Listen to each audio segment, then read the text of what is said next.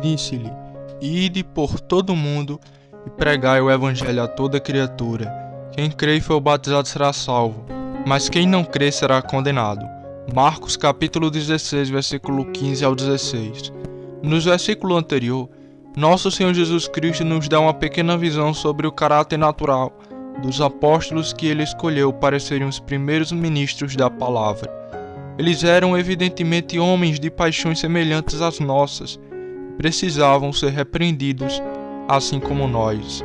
Na ocasião em que nosso Senhor enviou os 11 para pregar o Evangelho a toda criatura, ele apareceu quando estava à mesa e os repreendeu com sua incredulidade e dureza de coração, porque não acreditaram no que depois o tinha visto, que ele ressuscitou.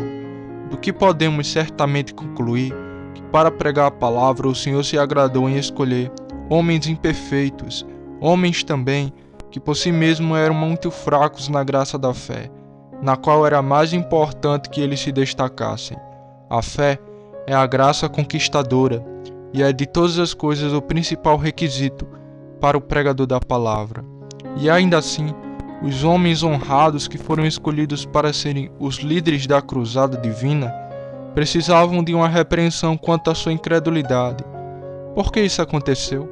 Ora, meus irmãos, porque o Senhor ordenou cada vez mais que tivéssemos este tesouro em vaso de barro, para que a excelência do poder seja de Deus e não de nós. Se encontrar um ministro perfeito, então o louvor e a honra de sua utilidade cabem ao homem, mas Deus frequentemente se agrada em selecionar para a utilidade eminente homens evidentemente honestos e sinceros, mas que têm alguma enfermidade manifesta pela qual toda a glória é lançada, fora deles e colocado sobre si mesmo, e somente sobre si mesmo. Que nunca se suponha que nós, ministros de Deus, desculpemos nossas faltas ou pretendamos a perfeição. Trabalhamos para andar em santidade, mas não podemos afirmar ser tudo o que desejamos ser.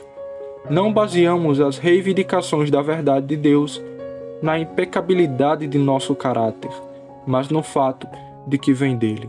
Você acreditou apesar de nossas fraquezas e não por causa de nossas virtudes.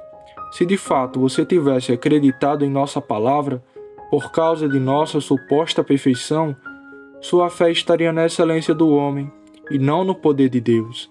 Frequentemente, vimos a vocês com muito tremor, triste por nossas loucuras e fraquezas, mas entregamos a vocês a palavra de Deus e rogamos que a recebam não como vinda de nós, pobres mortais pecadores, mas como procedente do eterno Deus, que é 3 vezes santo. E se você assim o receber, por sua própria força vital for movido e estimulado em direção a Deus e seus caminhos, então a obra da palavra é obra segura, o que não poderia e não seria se repousasse de alguma forma sobre o homem. Nosso Senhor, tendo assim nos dado uma visão de caráter das pessoas que Ele escolheu para proclamar sua verdade, passa a entregar aos campeões escolhidos sua comissão para a Guerra Santa. Eu oro para que você marque as palavras com cuidado solene. Ele resume em poucas palavras todo o trabalho deles e, ao mesmo tempo, prediz o resultado disso, dizendo-lhes que alguns, sem dúvida, acreditariam e seriam salvos, e alguns, por outro lado, não acreditariam e certamente, portanto, seriam condenados, isto é, condenados para sempre às penas da ira de Deus. As linhas que contêm a comissão de Nosso Senhor ascendido são certamente da maior importância e exigem atenção devota à obediência implícita, não apenas de todos os que aspiram à obra do ministério, mas também de todos os que ouvem a mensagem de misericórdia. Uma compreensão clara dessas palavras é absolutamente necessário para o nosso sucesso no trabalho de nosso Mestre, pois se não entendermos a comissão, não é provável que a desempenhemos corretamente. Alterar essas palavras seria mais do que impertinência, envolveria o crime de traição contra a autoridade de Cristo e os melhores interesses das almas dos homens. Oh, que a graça seja muito ciumenta aqui. Onde quer que os apóstolos fossem, eles encontravam obstáculos à pregação do Evangelho. Quanto mais aberta e eficaz era a porta da expressão, mais numerosos eram os adversários. Esses bravos homens empunharam a espada do Espírito de modo a colocar em fuga todos seus inimigos. E isso eles não fizeram por astúcia, mas cortando diretamente o erro que os impedia. Eles nunca sonharam por um momento em adaptar o Evangelho aos gostos profanos ou preconceituosos do povo, mas ao mesmo tempo direta e corajosamente, eles derrubaram com ambas as mãos a poderosa espada do Espírito sobre a coroa do erro oposto. Esta manhã, em nome do Senhor dos Exércitos, meu ajudador e defesa, tentarei fazer o mesmo. E se eu provocar alguma hostilidade, se ao falar o que acredito ser a verdade, perder a amizade de alguns e provocar inimizade demais, não posso evitar. O fardo do Senhor está sobre mim e devo libertar minha alma. Tenho relutado o suficiente para empreender o trabalho, mas sou forçado a isso por um sentimento terrível e avassalador de dever solene. Como em breve comparecerá no tribunal de meu mestre, neste dia, se é que alguma vez em minha vida prestarei meu testemunho da verdade e correrei todos os ricos. Estou contente em ser expulso como mal, se assim for, mas não posso, não ouso me calar. O Senhor sabe que não tenho nada em meu coração, a não ser o mais puro amor pelas almas daqueles a quem me sinto imperativamente chamado a repreender severamente, em nome do Senhor. Entre meus ouvintes e leitores, um número considerável irá me censurar, se não me condenar, mas não posso evitar. Se eu perder seu amor por causa da verdade, fico triste por você, mas não posso, não ouso fazer. É o máximo que vale a minha alma, manter minha paz por mais tempo. E quer você aprove ou não, devo falar. Já cortei sua aprovação. É doce para todos ser aplaudido, mas se por causa do conforto de respeitabilidade e dos sorrisos dos homens qualquer ministro cristão reter uma parte de seu testemunho, seu mestre finalmente o exigirá de suas mãos. Neste dia, estando na presença imediata de Deus, falarei honestamente o que sinto, conforme o Espírito Santo me capacitar, e deixarei o assunto com você para julgar a respeito. Mas você responderá: com esse julgamento no último dia. Acho que o grande erro com o qual temos de lidar em toda a Inglaterra está em oposição direta ao meu texto, bem conhecido por você como a doutrina da regeneração batismal. Vamos confrontar este dogma com a afirmação de que o batismo sem fé ninguém salva. O texto diz que quem crê for batizado será salvo, mas quer um homem seja batizado ou não, ele afirma que aquele que não crer será condenado. E de modo que o batismo não salva o incrédulo, ou melhor, não inseta em nenhum grau da condenação comum de todos os ímpios. Ele pode ter o batismo ou pode não ter o batismo, mas se ele não crê, ele certamente será condenado. Seja ele batizado por imersão ou aspersão, na infância ou na idade adulta, se não for levado a colocar sua confiança em Jesus Cristo, se permanecer incrédulo, então esta terrível condenação é pronunciada sobre ele. Aquele que crê não será condenado. Não estou ciente de que qualquer igreja protestante na Inglaterra ensine a doutrina da regeneração batismal, exceto uma, e essa é a corporação que sem muita humildade clama a si mesma da Igreja da Inglaterra. Esta seita muito poderosa não ensina esta doutrina meramente por meio de uma seção de seus ministros, que podem ser caridosamente considerados como maus ramos da videira, mas declara aberta e corajosa e claramente esta doutrina em seu próprio padrão designado, o livro de Cormon, a oração, e isso em palavras tão expressas que, enquanto a linguagem é o canal de transmitir um sentido inteligível, nenhum processo, exceto a arrancada violenta de seu significado claro, pode fazê-los dizer qualquer outra coisa. Aqui estão as palavras, nós as citamos do catecismo, que se destina à instrução dos jovens, e é naturalmente muito claro e simples, pois seria tolice incomodar os jovens com refinamentos metafísicos. A criança é questionada sobre seu nome e em seguida questionada: quem lhe deu esse nome? Meus padrinhos e madrinhas no meu batismo. E quem foi feito membro de Cristo, Filho de Deus e herdeiro do reino dos céus? Isso não é definido e claro o suficiente? Eles não podiam falar mais claramente. 3 vezes a coisa é colocada para que não haja dúvida. A palavra regeneração pode, por algum tipo de malabarismo, significar outra coisa, mas aqui não pode haver mal entendido. A criança não é apenas feita um membro de Cristo. A união com Jesus não é um dom espiritual insignificante, mas ela é feita no batismo pelos filhos de Deus também. E visto que a regra é ser filho, então herdeiros, eles também é feito herdeiros do reino dos céus. Nada pode ser mais simples. Atrevo-me a dizer que enquanto a honestidade permanecer na terra, o significado dessas palavras não poderá ser contestado. Está claro como meio-dia que, como a rúbrica, pais, mães, mestres e damas devem fazer com que seus filhos, servos e aprendizes, não importe quão ociosos, tontos ou perversos possam ser, aprendam o catecismo e dizer que no batismo eles foram feitos membros de Cristo, filhos de Deus.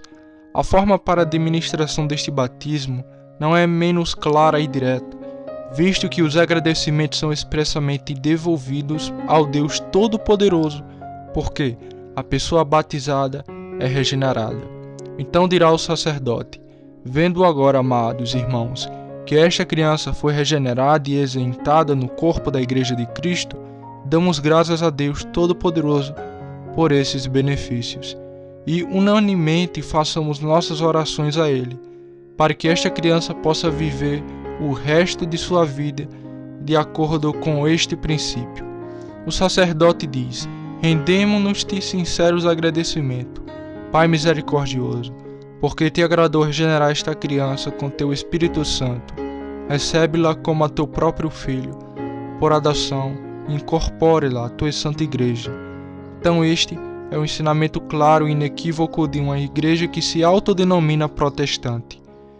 Não estou lidando agora com a questão do batismo infantil. Não tenho nada a ver com isso esta manhã. Agora estou considerando a questão da regeneração batismal, seja em adulto ou criança, ou atribuída à aspersão, derramamento ou imersão. Aqui está uma igreja que ensina todos os domingos na escola dominical e deve, de acordo com a rúbrica, ensinar abertamente na igreja. Todas as crianças foram feitas membros de Cristo, filhos de Deus e herdeiros do reino dos céus, quando eles foram batizados. Aqui está a igreja professamente protestante, que toda vez que seu ministro vai à pia batismal, declara que toda pessoa ali recebendo o batismo está ali e é então regenerada e extensada no corpo da igreja de Cristo. Mas ouço muitas pessoas boas exclamando: há muitos bons clérigos na igreja que não acreditam na regeneração batismal. Para isso, minha resposta é imediata. Por que então eles pertencem à igreja que ensina essa doutrina nos termos mais claros? Disseram-me que muitos na igreja da Inglaterra pregam contra seu próprio ensino.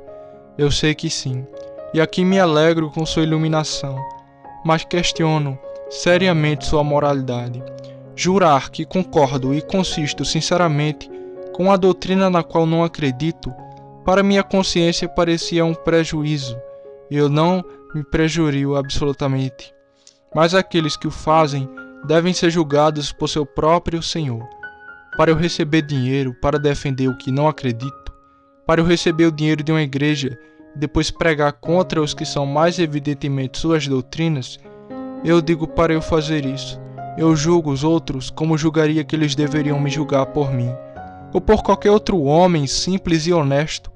Fosse uma atrocidade tão grande que, se eu tivesse perpetrado o ato, me consideraria fora do âmbito de veracidade, honestidade e moralidade comum.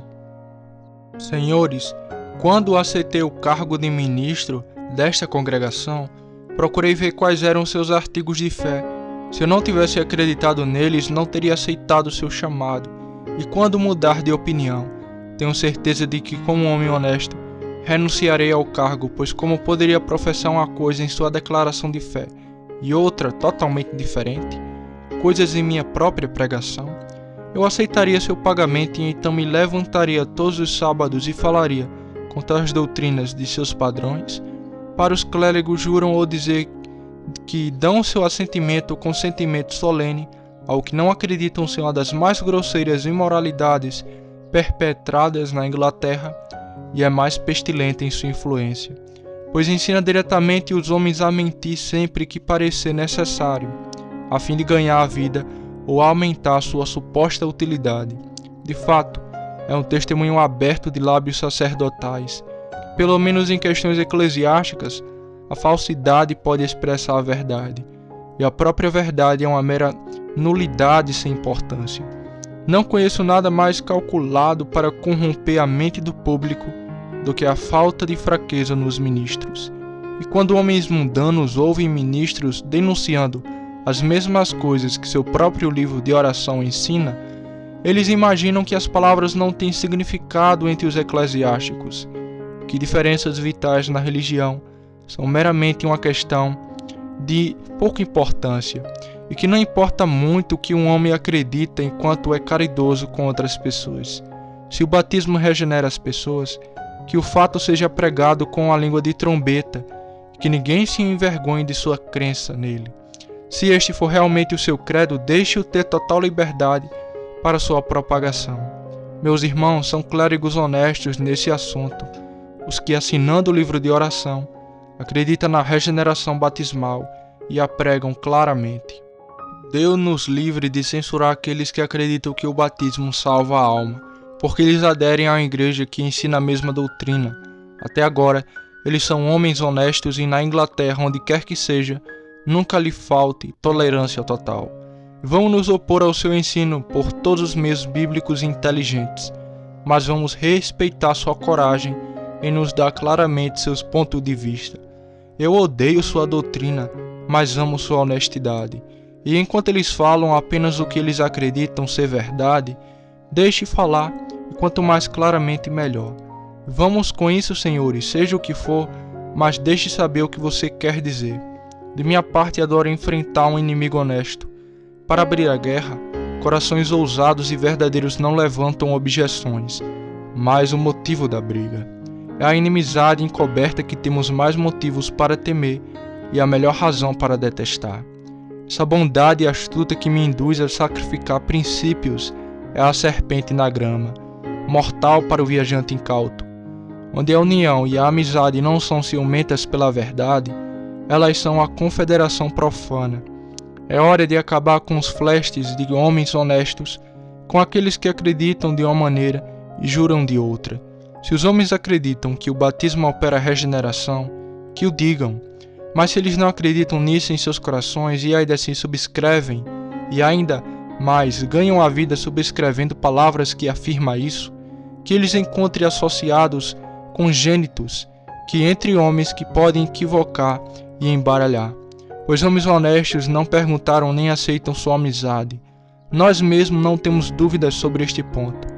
Nós protestamos que as pessoas não são salvas por serem batizadas.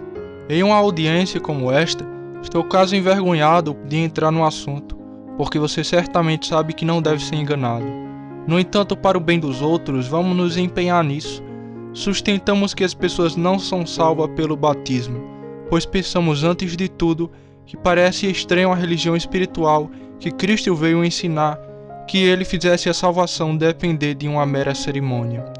O judaísmo, possivelmente, poderia absolver a cerimônia por meio de tipos em suas ordenanças essenciais para a vida eterna, pois era uma religião de tipos e sombras. As falsas religiões dos pagãos podem inculcar salvação por um processo físico, mas Jesus Cristo afirma que sua fé é puramente espiritual. Como ele poderia conectar a regeneração com uma aplicação peculiar de fluido aquoso? Não consigo ver como seria um evangelho espiritual, mas posso ver como seria mecânico. Se eu fosse enviado para ensinar que o simples pingar de tantas gotas nas testas, ou mesmo o mergulho de uma pessoa na água, poderia salvar a alma.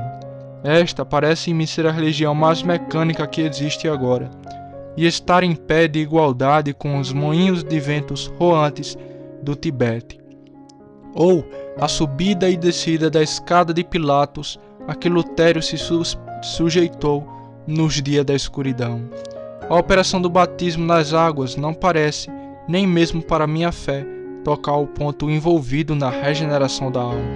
Qual é a conexão necessária entre a água e a superação do pecado?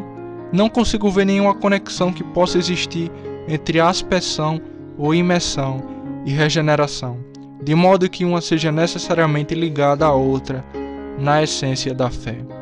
Usando pela fé, se Deus tivesse ordenado nele, milagres podem ser operados, mas sem fé, ou mesmo consciência, como no caso dos bebês, como os benefícios espirituais podem ser necessariamente conectados com a aspersão de água. Se este é o seu ensinamento, que a regeneração vem com o batismo, eu digo que parece o ensino de uma igreja espúria que inventou astuciosamente uma salvação mecânica para enganar mentes ignorantes, sensuais e rastejantes, ao invés do ensino dos mais profundamente espirituais de todos os professores, que repreenderam os escribas e fariseus por considerarem os ritos externos mais importantes do que a graça interior. Mas me parece que um argumento mais convincente é que o dogma não é apoiado pelos fatos.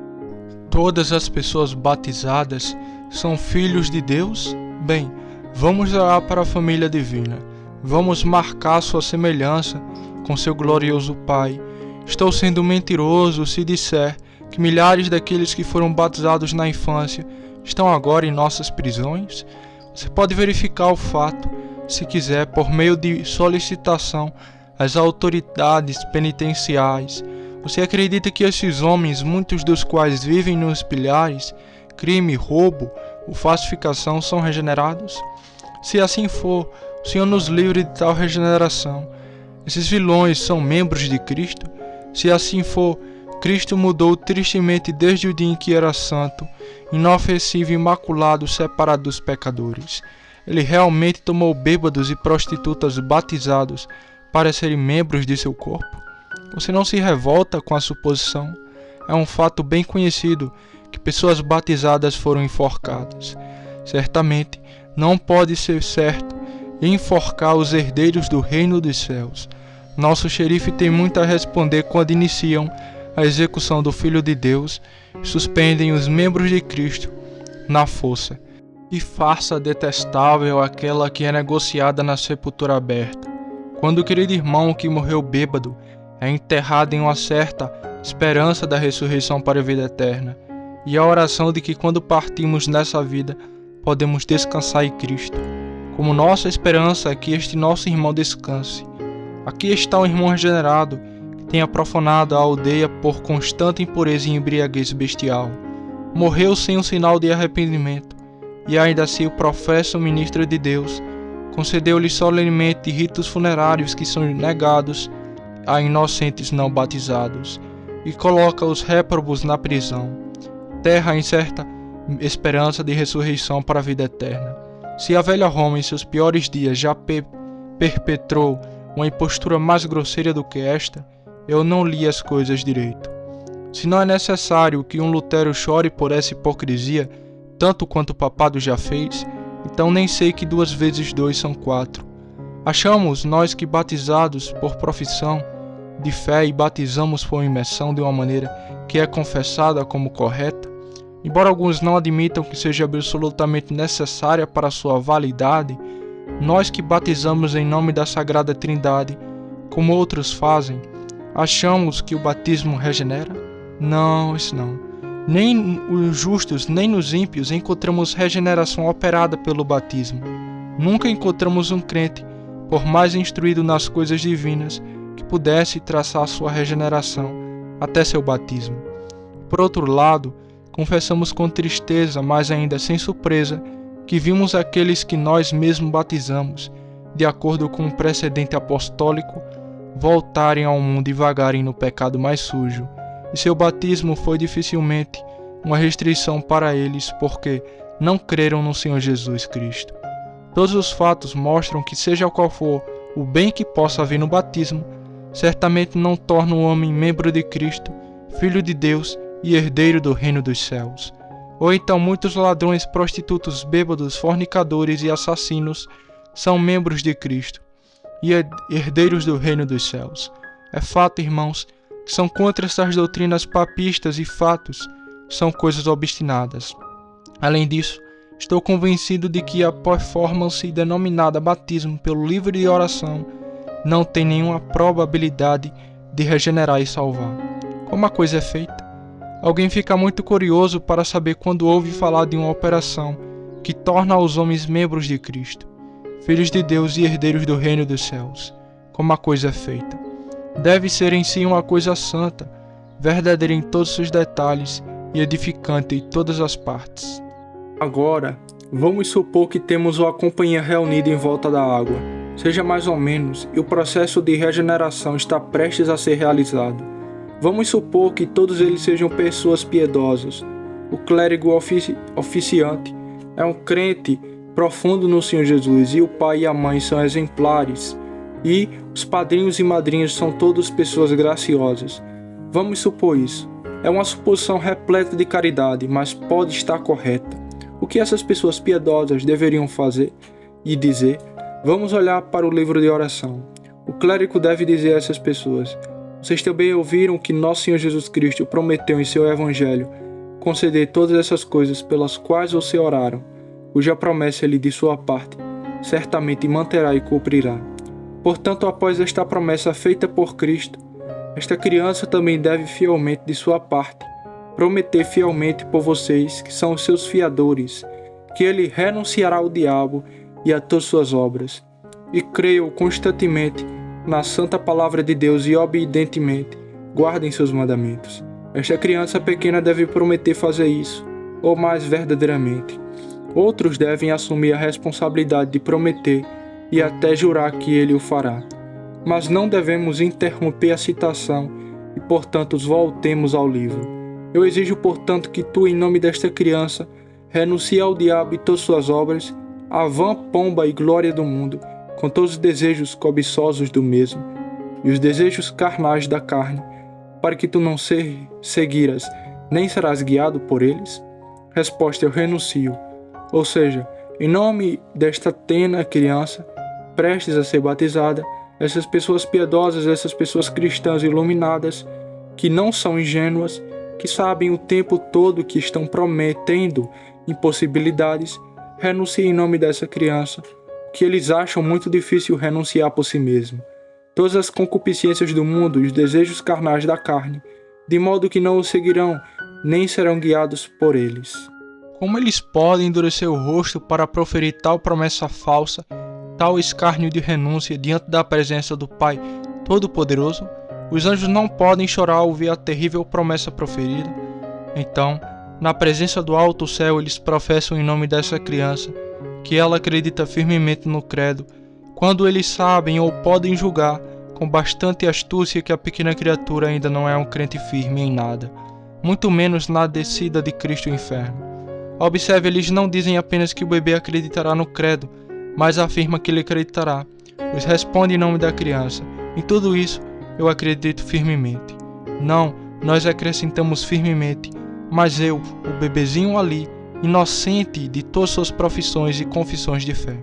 Em resposta à pergunta: queres ser batizado nesta fé? Eles respondem pelo bebê: esse é o meu desejo.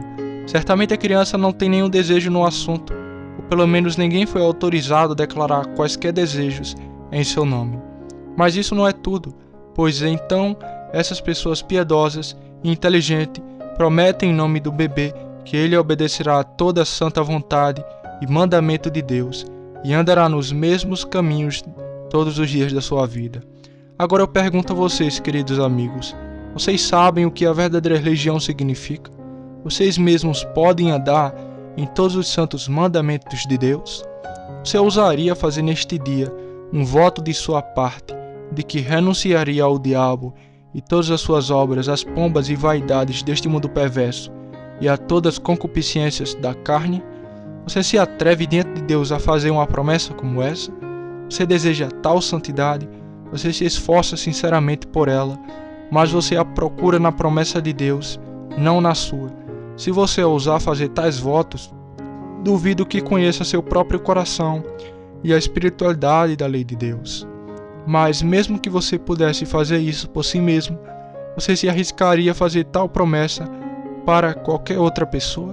para a criança mais bem-nascida do mundo? Venham, irmãos, o que vocês dizem? Sua resposta não está pronta e simples? Não há espaço para duas opiniões entre os homens determinados a observar a verdade em todos seus caminhos e palavras. Posso entender um rustiço simples e ignorante que nunca aprendeu a ler, fazendo tudo isso por ordem de um padre sobre o olhar de um escudeiro. Posso até entender as pessoas fazendo isso quando a reforma estava em seu alvorecer, e os homens haviam recentemente saído das trevas do papado, mas não consigo entender pessoas piedosas de pé na fonte para insultar o Pai Todo-Gracioso, com votos e promessas em uma ficção envolvendo falsidade prática. Como os crentes inteligentes de Cristo ousam proferir palavras que eles sabem em sua consciência serem perversamente distantes da verdade? Quando eu for capaz de entender o processo pelo qual os homens graciosos acomodam suas consciências, mesmo assim terei uma crença confirmada de que o Deus da verdade nunca o fez e nunca confirmará uma bênção espiritual da mais alta ordem, em conexão com a declaração de tais falsas promessas e votos inverídicos. Meus irmãos, não lhe parece que declarações tão fictícias provavelmente não estão relacionadas com o novo nascimento operado pelo Espírito da Verdade? Não terminei com este ponto. Devo tomar outro caso e supor que os padrinhos e outros sejam ímpios. E isso não é uma suposição difícil, pois em muitos casos sabemos que padrinhos e pais não pensam mais em religião do que aquele idólatra, pedra oca em torno da qual eles se reúnem. Quando esses pecadores tomarem seus lugares, o que eles vão dizer? Ora, eles estão prestes a fazer os votos solenes que já contei aos seus ouvidos. Eles são totalmente irreligiosos, mas ainda assim prometem ao bebê o que nunca fizeram e nunca pensaram em fazer por si mesmo. Prometem em nome dessa criança que ele renunciará ao diabo e a todas suas obras e acreditará constantemente em Deus. Palavra e obediência, guardar os seus mandamentos. Meus irmãos, não pense que falo severamente aqui. Eu realmente acho que há algo aqui para zombar dos demônios, que todo homem honesto lamente que a Igreja de Deus tolere tal coisa, e que haja as pessoas graciosas que sentirão tristes porque eu, com toda a bondade de coração, repreendo a atrocidade. Pecadores não regenerados, prometendo por um pobre bebê que ele guardará todos os santos mandamentos de Deus, os quais ele mesmo quebram todos os dias. Como algo além da longanimidade de Deus pode suportar isso? O que? Não faça contra isso. As próprias pedras da rua podem clamar contra a infâmia de homens e mulheres ímpios, prometendo que outro renuncie ao diabo e a todas suas obras, enquanto eles mesmos servem ao diabo e fazem suas obras com ganância. Como clímax de tudo isso, perdem-me que acredite que Deus aceita essa promessa perversa, e como resultado disso, regenera aquela criança. Você não pode acreditar na regeneração por essa operação. Sejam santos ou pecadores os executores. Considere-os piedosos. Então eles estão errados por fazer o que sua consciência deve condenar. Veja-os como ímpios, e eles estão errados por prometer o que sabem que não podem realizar. Em nenhum dos casos, Deus pode aceitar tal adoração, muito menos acrescentar infalivelmente a regeneração a um batismo como esse. Mas você dirá, por que você clama contra isso? Eu clamo contra isso porque acredito que o batismo não salva a alma e que a pregação dele tem uma influência errada e maligna sobre os homens. Encontramos pessoas que, quando lhe dizemos que devem nascer de novo, nos asseguram que nasceram de novo quando foram batizados. O número dessas pessoas está aumentando assustadoramente, até que todos os níveis da sociedade sejam enganados por essa crença. Como alguém pode se levantar em seu púlpito e dizer: você deve nascer de novo, para sua congregação, quando ele já o assegurou por seu próprio consentimento não fingido? A isso eles são eles mesmos, cada um deles nascido de novo no batismo. O que eles devem fazer com eles? Ora, meu querido amigo, o Evangelho então não tem voz. Eles enfiaram esta cerimônia goela abaixo e não pode falar para repreender o pecado. O homem que foi batizado ou aspergido diz: estou salvo, sou um membro de Cristo, um filho de Deus e um herdeiro do reino dos céus. Quem é você para me repreender? Chama-me ao arrependimento. Chame-me para uma nova vida. Que vida melhor posso ter? Pois sou um membro de Cristo, uma parte do corpo. Eu sou um filho de Deus, você não pode ver isso na minha cara? Não importa qual seja a minha caminhada e conversa, sou um filho de Deus.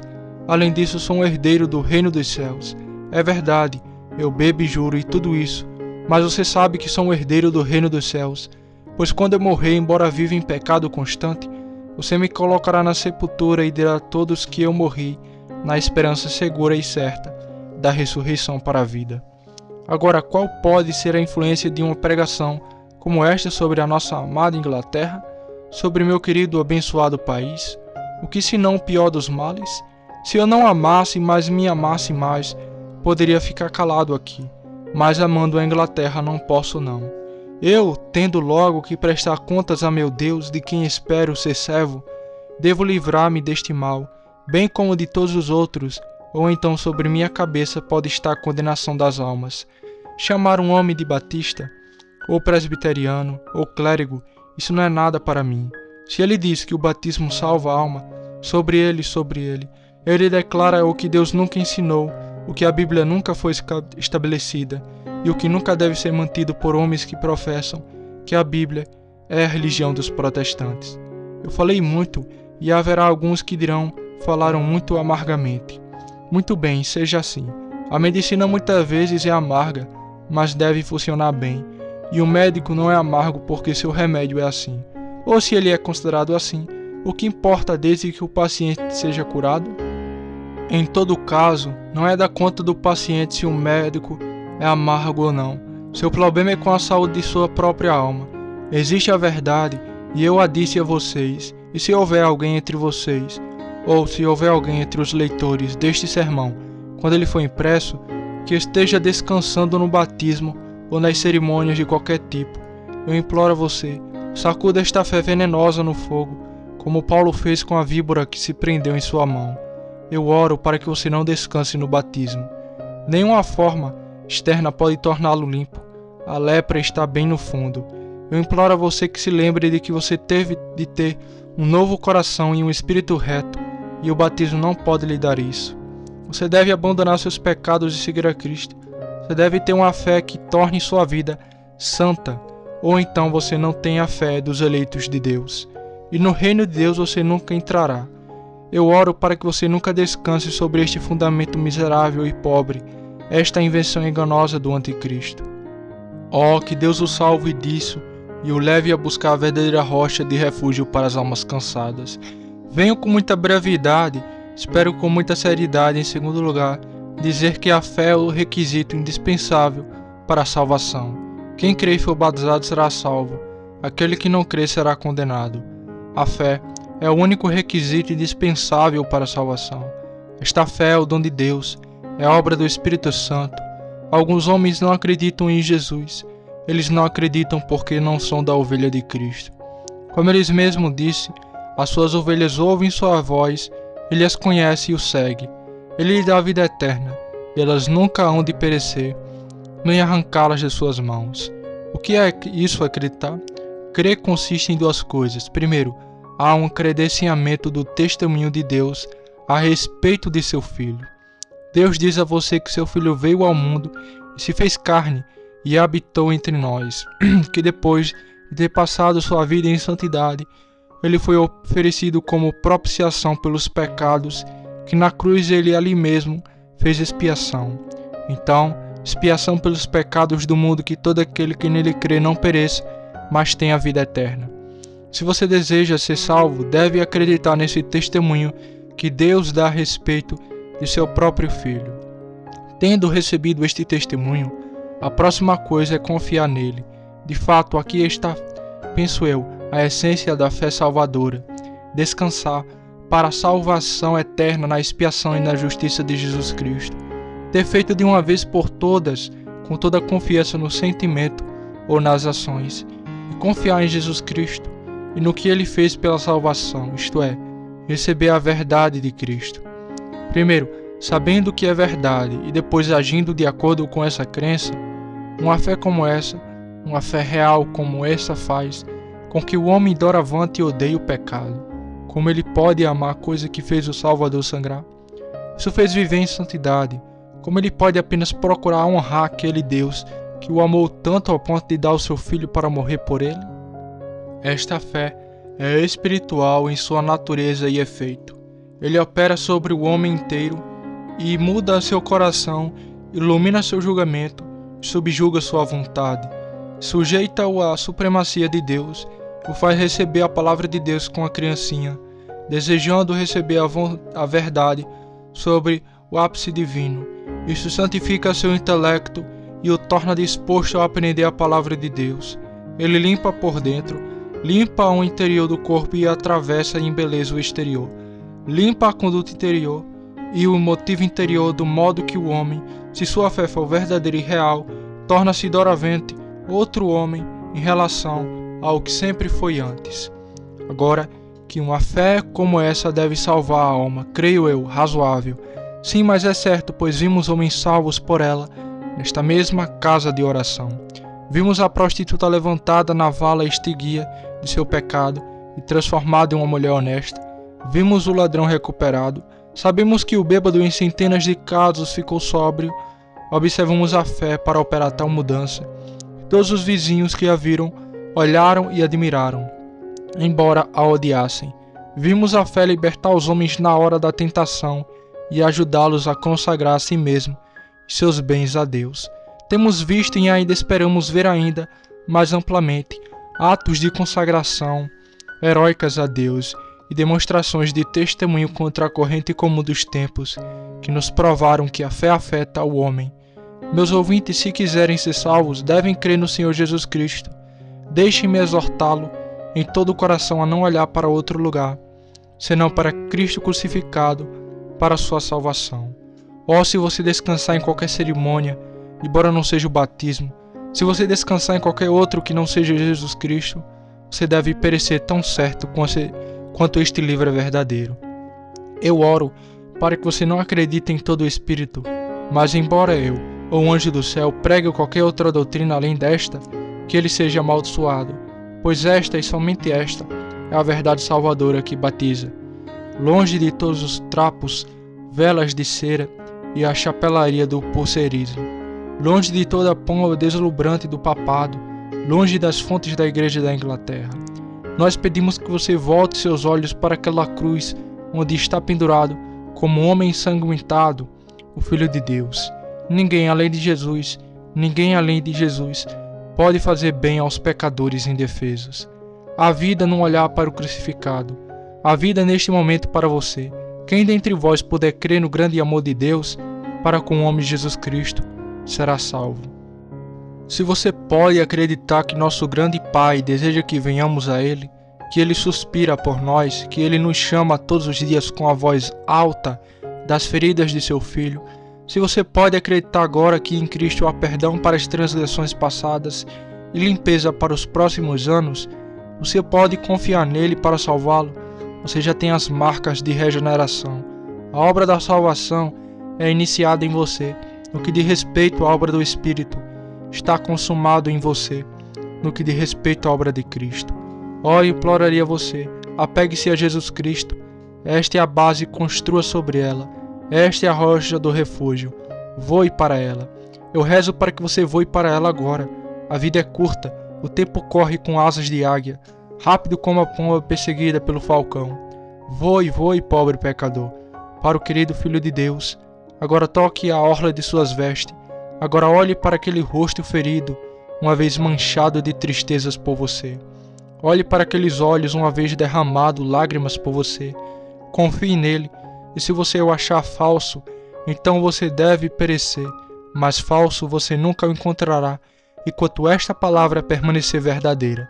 Quem crer e for batizado será salvo, mas aquele que não crer será condenado. Deus nos dê esta fé vital e essencial, sem a qual não há salvação. Batizados, rebatizados, circuncidados, confirmados, alimentados com sacramentos e sepultados em solo consagrado, todos vocês perecerão, a menos que acreditem nele. A palavra é expressa e clara. Aquele que não crê não pode pleitear seu batismo. Pode pleitear o que quiser, mas aquele que não crê será condenado. Para ele não há nada além da ira de Deus, as chamas do inferno eterna da condenação. Assim Cristo declara e assim deve ser. Mas agora, para encerrar, há quem diga: mas o batismo está no texto, onde você coloca isso? Esse será outro ponto, e então nós encerramos. Segundo ponto, o batismo no texto é evidentemente conectado com a fé. Quem crê e for batizado será salvo. Parece-me que não há suposição aqui que qualquer pessoa que não acreditasse seria batizada. Ou se existisse tal suposição, é muito claramente estabelecido para baixo que seu batismo não será útil para ele, pois ele será condenado, batizado ou não, a menos que ele acredite. O batismo no texto me parece, meus irmãos, se vocês discordam de mim, sinto muito por isso, mas devo manter minha opinião e defendê-la. Parece-me que o batismo está relacionado com ou melhor, segue-se diretamente à crença. Eu não insistirei muito na ordem das palavras, mas por outras razões penso que o batismo deve seguir ao que crê. De qualquer forma, efetivamente evita o erro que combatemos. O homem que sabe que é salvo porque em Cristo, quando é batizado, não eleva seu batismo a uma ordenança salvadora. Na verdade, ele é o melhor manifestante contra esse erro, porque sustenta que não tem o direito de ser batizado até que seja salvo. Ele dá testemunho contra a regeneração batismal ao ser batizado como uma pessoa já regenerada. Irmãos, o batismo aqui referido é um batismo relacionado com a fé, e devo admitir que muitos é atribuído a esse batismo nas Escrituras. Não vou entrar nessa questão, mas encontro algumas passagens muito notáveis nas quais o batismo é falado com muita força. Eu encontro isso: levante-se, seja batizado e lave os seus pecados invocando o nome do Senhor. Eu encontro em outro lugar: eu sei que o próprio batismo do crente não leva o pecado, mas é o sinal externo e emblema dele para o crente, que a coisa visível pode ser descrita como a coisa significada, assim como nosso Salvador disse: isto é o meu corpo, quando não era seu corpo, mas pão. No entanto, na medida em que representava seu corpo, era justo e correto, de acordo com o uso da linguagem, dizer: tome, coma, este é o meu corpo. E assim, na medida em que o batismo para o crente representa a lavagem do pecado, pode ser chamado de lavagem do pecado. Não que seja assim, mas que é para as almas salvas o símbolo externo e a representação do que é feito pelo poder do Espírito Santo, no homem que crê em Cristo. Que conexão tem esse batismo com a fé? Acho que tem só isso. O batismo é a confissão de fé. O homem era soldado de Cristo, mas agora no batismo ele veste o seu regimental. O homem acreditou em Cristo, mas sua fé permaneceu entre Deus e sua própria alma. No batismo, ele diz ao batizador: creio em Cristo. Ele diz à igreja: eu me uno a você como crente nas verdades comuns do cristianismo. Ele diz ao espectador: o que quer que você faça quanto a mim, servirei ao Senhor. É a declaração de sua fé. Em seguida pensamos que o batismo é também para o crente um testemunho de sua fé. Ele no batismo diz ao mundo no que ele acredita: estou prestes a ser enterrado na água. Diz ele: eu acredito que o Filho de Deus foi metaforicamente batizado no sofrimento. Eu acredito que ele estava literalmente morto e enterrado. Ressurgir da água mostra a todos os homens que eles acreditaram na ressurreição de Cristo. Há uma manifestação na ceia do Senhor da morte de Cristo, e há uma manifestação do batismo, do sepultamento e ressurreição de Cristo. É um tipo, um sinal, um símbolo, um espelho no qual a religião é refletida. Dizemos ao espectador, quando ele pergunta qual é o significado dessa ordenança: queremos demonstrar nossa fé de que Cristo foi sepultado e ressuscitou dentre os mortos, e admitimos que esta morte e ressurreição são a base de nossa confiança. Novamente, o batismo é também a fé tomando seu devido lugar. É, ou deveria ser, um de seus primeiros atos de obediência. A razão olha para o batismo e diz: talvez não haja nada nele. Isso não pode me fazer nenhum bem. Verdadeiro, portanto vou observá-lo. Se isso me fizesse algum bem, meu egoísmo me faria fazê-lo. Mas visto que não há nenhum bem nisso, e visto que meu Senhor me ordena cumprir toda a justiça, esta é minha primeira declaração pública de que uma coisa que parece irracional e inútil, sendo ordenada por Deus, é lei para mim. Se meu mestre tivesse me dito para pegar 6 pedras e colocá-las em uma fileira, eu o faria sem perguntar a ele. De que adiantaria isso? Não é uma pergunta adequada para o soldado de Jesus.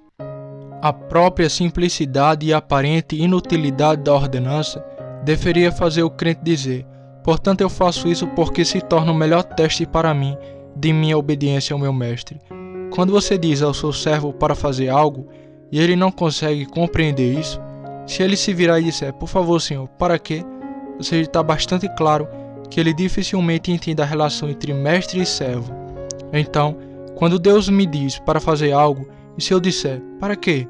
Eu não posso ter tomado o lugar que a fé deve ocupar, que é a da mais simples obediência a tudo que o Senhor disse. O batismo é ordenado e a fé obedece porque é comandada, portanto ocupa seu devido lugar. Mais uma vez, o batismo é um refrigério para a fé. Embora sejamos feitos de corpo e alma, como somos, precisaremos de alguns meios pelos quais o corpo às vezes seja estimulado a cooperar com a alma. Na ceia do Senhor, minha fé é auxiliada pelo sinal externo e visível. No pão e no vinho, não vejo nenhum mistério supersticioso, não vejo senão pão e vinho. Mas nesse pão e vinho, vejo para minha fé um assistente. Através do sinal, minha fé vê a coisa significada. Assim, no batismo não há eficácia misteriosa, no batistério ou na água. Não atribuímos nenhuma reverência a um ou outro, mas vemos na água e no batismo uma assistência que traz de volta a nossa fé, o que de fato, sepultados com Cristo e nossa ressurreição, em novidade de vida com Ele. Explique o batismo assim, queridos amigos, e não há medo de que o papado surja dele.